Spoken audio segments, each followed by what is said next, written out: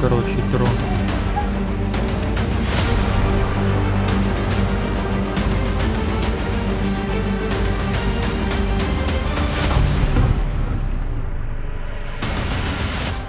ये तस्वीरें बता रही हैं कि यूक्रेन और रूस में युद्ध रुकने की कोई गारंटी नहीं।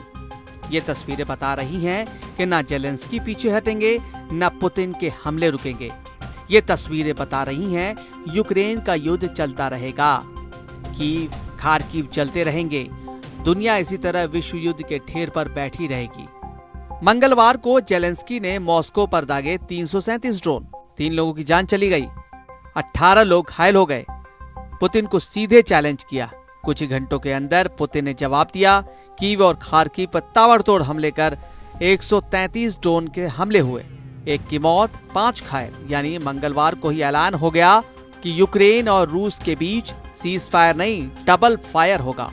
जब यूक्रेन और रूस एक दूसरे पर हमला कर रहे थे, तब सऊदी अरब में अमेरिका और यूक्रेन के अधिकारियों के बीच हुआ एक बड़ा फैसला जिसकी उम्मीद ट्रंप को भी नहीं थी, और पूरा यूरोप भी इस फैसले से चौंक गया।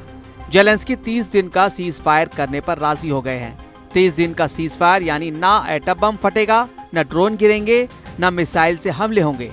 लेकिन यूक्रेन में युद्ध रोकने के लिए जेलेंस्की ने जो आइडिया दिया है उसमें बहुत बड़ा झोल है, क्योंकि जो आग जेलेंस्की बुझाना चाहते हैं वो 3 साल से लगी हुई है। रूस को लग रहा है कि हमले रोकने के लिए जो वादा किया है उसमें किंतु परंतु वाला एजेंडा नजर आ रहा है। 28 फरवरी को ओवल ऑफिस में ट्रंप और जेलेंस्की की बदनाम मीटिंग के बाद जेलेंस्की ने यूरोप का रुख किया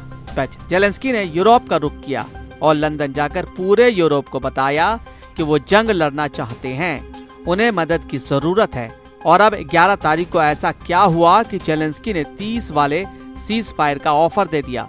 युद्ध रोकने के लिए जेलेंस्की जो डील चाहते हैं उसमें अमेरिका की तरफ से अजीबोगरीब फैसला लिया गया। सीज फायर के बदले अमेरिका ने जेलेंस्की को तोहफा दिया और कहा कि वो यूक्रेन को हथियार सप्लाई शुरू कर देगा और रूस को लेकर इंटेलिजेंस भी देना शुरू कर देगा। यानी सीज फायर के बदले जेलेंस्की को बम भी मिलेंगे और रूस की खुफिया जानकारी भी मिलेगी। सवाल है कि क्या रूस जेलेंस्की के युद्ध विराम वाले ऑफर पर राजी होगा, क्योंकि रूस ने उस वक्त यूक्रेन पर जवाबी हमला किया जब अमेरिका और यूक्रेन के अधिकारियों के बीच सऊदी अरब में बात चल रही थी।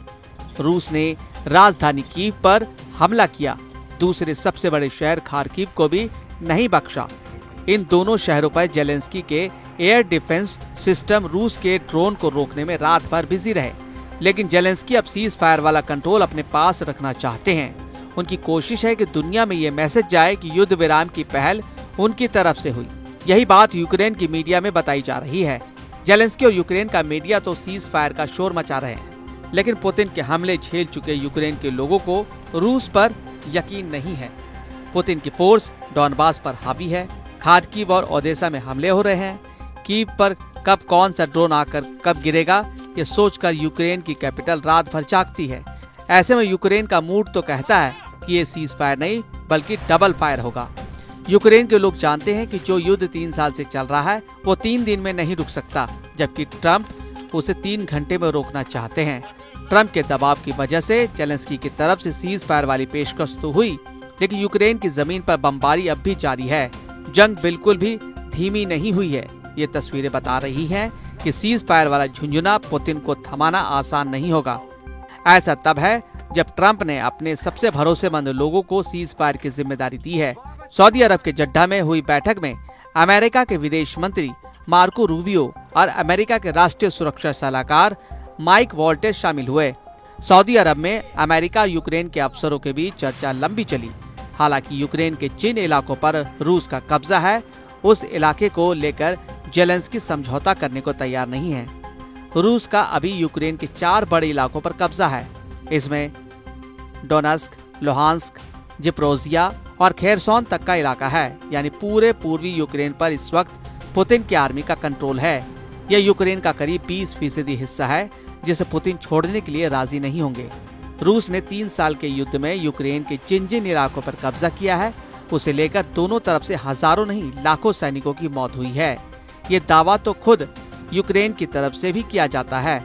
ऐसे में रूस को सीज फायर वाले चुंगल में फंसाकर जेलेंस्की क्या करना चाहते हैं, ये बात तो पुतिन भी कुछ अच्छी तरह समझते हैं। संयुक्त राष्ट्र सुरक्षा परिषद की बैठक के दौरान काया कैलास ने रूस के खिलाफ मोर्चा संभाल लिया है। काया कैलास यूरोपीय संघ के विदेश नीति प्रमुख हैं और उन्होंने कहा कि सीज फायर को लेकर पुतिन पर यकीन करना बहुत बड़ी गलती होगी।